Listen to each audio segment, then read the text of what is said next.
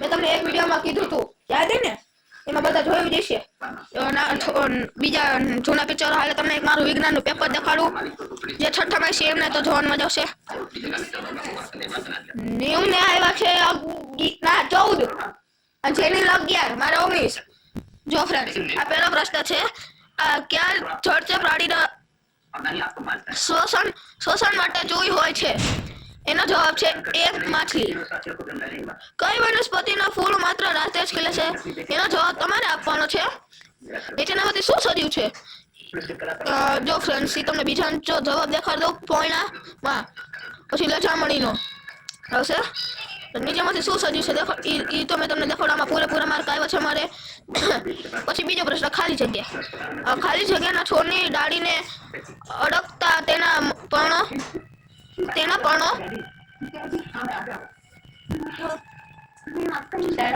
પડી ગયું. તેના પર્ણો બીડાઈ જાય છે. એનો જવાબ આવે છે લજામણીનો. ખાલી જગ્યા દ્વારા શોષણ કરે છે. તો આવે છે નસકોરા. ટીચરે પાડી દીધું હતું ખોટું, તો ટીચરે સાચું પાડી દીધું કે જવાબ આવે છે નસકોરા. જો આમાં 2 માર્ક તમને 2 5 કુલ મળીને 20 માર્ક નું હતું. તમને હું દેખાડીશ છેલ્લે મારા કેટલા માર્ક આવ્યા છે. ફ્રેન્ડ્સ, જુઓ પ્રશ્ન તો નીચે એક શબ્દમાં જવાબ આપો. તો પહેલું છે, માછલી શોષણ માટે ઓક્સિજન ક્યાંથી લે છે? એનો જવાબ છે પાણીમાં ઓગળેલો ઓક્સિજન. પછી ઓલું છે, અળસિયાનું શોષણ અંગ કયું છે? તો જવાબ આવે છે ચામડી. ટીચરે 2 માર્ક આપ્યા છે પૂરેપૂરા. તો ફ્રેન્ડ્સ, આ ચોથો પ્રશ્ન છે, વ્યાખ્યા. અનુકૂલન અને પ્રજનન નિવાસસ્થાન. પહેલા તમને અનુકૂલનનું કહું. વનસ્પતિ અને પ્રાણીઓ માટે ચોક્કસ લક્ષણોની હાજરી જીવવા મદદરૂપ થાય છે, તેને અનુકૂલન કહે છે. બીજું પ્રજનન. સજીવ તેમના જેવો બીજો સજીવ ઉત્પન્ન કરે છે તેને પ્રજનન કહે છે. પછી નિવાસસ્થાન. વનસ્પતિ કે પ્રાણીઓ જે વિસ્તારમાં જીવન જીવતા હોય છે તેનું નિવાસસ્થાન કહે છે. તો ફ્રેન્ડ્સ, હવે આવ્યો છે આપણે ટૂંક ઉત્તર, મતલબ છે મોટા પ્રશ્નો. પહેલો પ્રશ્ન છે કે પર્વતીય વિસ્તારમાં રહેતા વનસ્પતિ અને પ્રાણીના નામ લખો. જો મેં લખ્યું છે પર્વતીય વિસ્તારમાં રહેતા પ્રાણીઓ: બકરી, સફેદ રીંછ, યાક અને હિમચીતો. વનસ્પતિમાં ઓક, પાઇન અને દેવદાર. પછીનો પ્રશ્ન છે, સજીવના લક્ષણો લખો. સજીવોના લક્ષણો લખો. તો લખ્યું છે સજીવોના લક્ષણો. એમાં કુલ 7 મુદ્દા આવશે. તો તમારે 7 લખવાના આવશે. પેપરમાં આવે તો જો સજીવોના લક્ષણો: તેઓને ખોરાકની જરૂરિયાત છે, તે શોષણ કરે છે, તે પ્રજનન કરે છે, તે ઉત્સર્જન કરે છે. 5મું છે ઉત્તેજનનો પ્રતિચર આપે છે. 6મું તે વૃદ્ધિ પામે છે એટલે જન્મે તે મોટા થઈને મૃત્યુ પામે છે. 7મું તે હલનચલન કરે છે. અને પર્વતીય વિસ્તારમાં રહેતા પ્રાણીના અનુકૂલનો જણાવો. ઠંડીથી રક્ષણ મેળવવા તેમના વાળ લાંબા હોય છે. ઉદાહરણ તરીકે યાક, તેના વાળ લાંબા હોય છે જેથી તેનું શરીર ગરમ રહે છે. હિમચીતો, શરીર, પગ, પંજો જે તેને બરફ પર સરળતાથી મદદરૂપ થાય છે. ત્રીજું બકરી, તે ખડડા ઉપર સરળતાથી ચાલી શકે છે. ફ્રેન્ડ્સ, આમાં મારે અડધો માર્ક આવશે, તો તમારે પૂરેપૂરા માર્ક આવવા જોઈએ. ફ્રેન્ડ્સ, આમાં છે તફાવત સજીવ અને નિર્જીવ. જવાબ આ તમે છે ને, હું નહીં કહું સજીવના છે લક્ષણો અને નિર્જીવના છે. હવે તમને બતાવું છેલ્લો. આ છે વર્ગીકરણ. એમાં છે બિલાડી, તુલસીનો છોડ, બસ, પતંગિયું, ટેલિફોન, ઊંઘતો કૂતરો, અંકુરણ પામેલું બીજ, સ્કૂટર, વાદળ અને અળસિયું. પેલા સજીવમાં આવશે બિલાડી, તુલસીનો છોડ, પતંગિયું, ઊંઘતો કૂતરો, અંકુરિત પામેલું બીજ અને અળસિયું. નિર્જીવમાં આવશે બસ, ટેલિફોન, સ્કૂટર અને વાદળ. 2 માર્ક. ટીચર 18 કરે 9 કરે કે ઓલા બેના તમે માર્ક તો ગણ્યા જશે ને. એટલે જો ટીચર આવ્યો તો વી ગુડ, વેરી વેરી ગુડ. આ ટીચરની છે સાઇન અને મારે એક પેપર વાલીની સહી કરાવવાની છે અને આખું એક પેપર 2 વાર લખવાનું છે.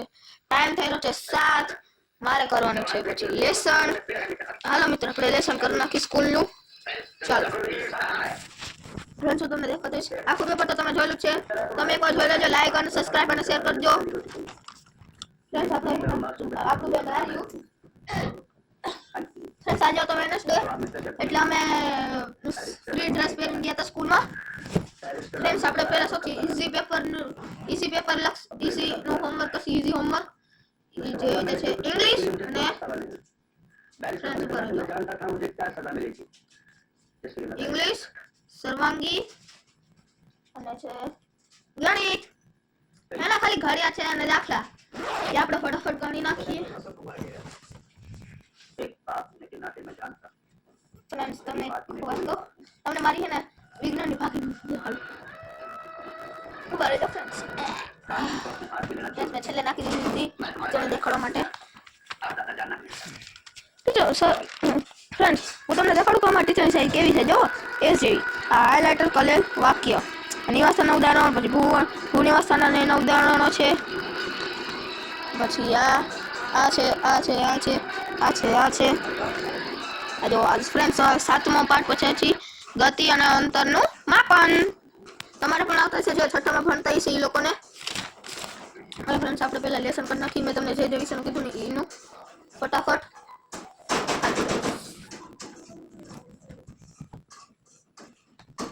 ફ્રેન્ડ્સ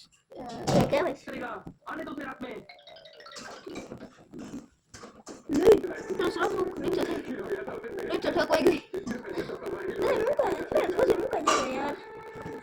નવી છે ને? હા તો ઠીક છે.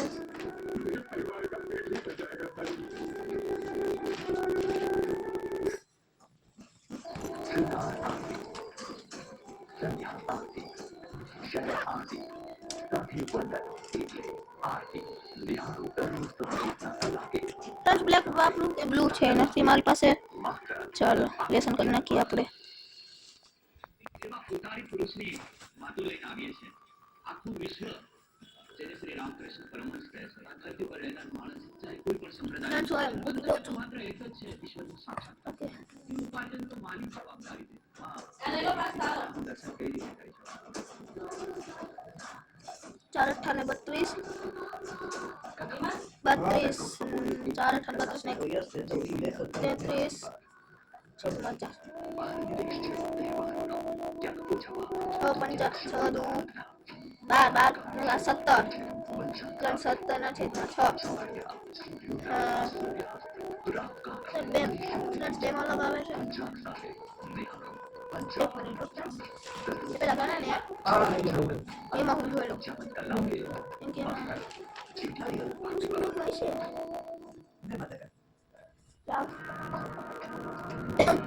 ફ્રેન્ડ્સ મમ્મીએ પાસ્તા બનાવ્યા. ફ્રેન્ડ્સ 4 અને 6 નો લસાબ લેવો પડે. 4 ને 6 નો ફ્રેન્ડ્સ આપણે વાહે લસા લઈશી. ફ્રેન્ડ્સ પેલા આપણે 2 વડે ભાગાલો છે. 2 તરીને 2 દુ 4 2 તરીને 6 પાછા 2 વડે ભાગશે કે 2 છે. 2 કા 2 ને 3 ના 3 નીચે 3 વડે ચાલશે. 3 ને 1 કા 3 ને 1 ના 1 નીચે તો 2 દુ 4 4 તરીને 12 લસા બરાબર. તો ફ્રેન્ડ્સ સમછેદીમાં ફેરવવા પડશે.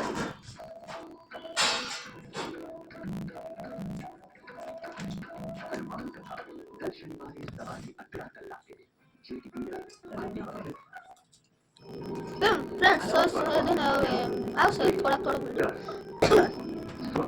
ટીચરે નામ લખી દીધું. મેં અંદર નામ લખ્યું હતું. આ રે મમ્મી મારી. ફ્રેન્ડ્સ 2 માં 12 લાવવા પડશે. મતલબ 4 તરી 12 ને 33 ચોક હાલ છે ને કે ના 3 હાલ પડે પછી માઇનસ થશે. 6 દુ ને 17 દુ 99 થશે. 33 તરી અને 4 તરી 12 માઇનસ થશે 17 દુ 17 દુ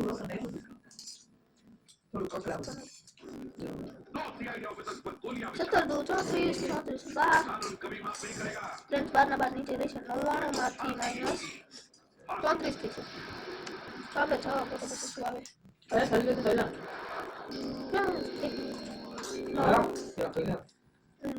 ફ્રેન્ડ્સ આપણે પહેલા ખાઈ લે પછી હોમવર્ક કરી બધા કહેવે ને એટલે પાસ્તા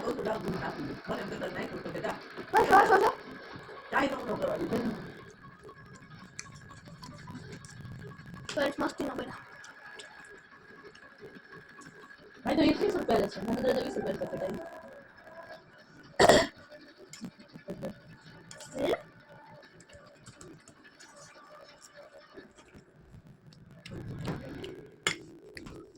Good morning, ma'am.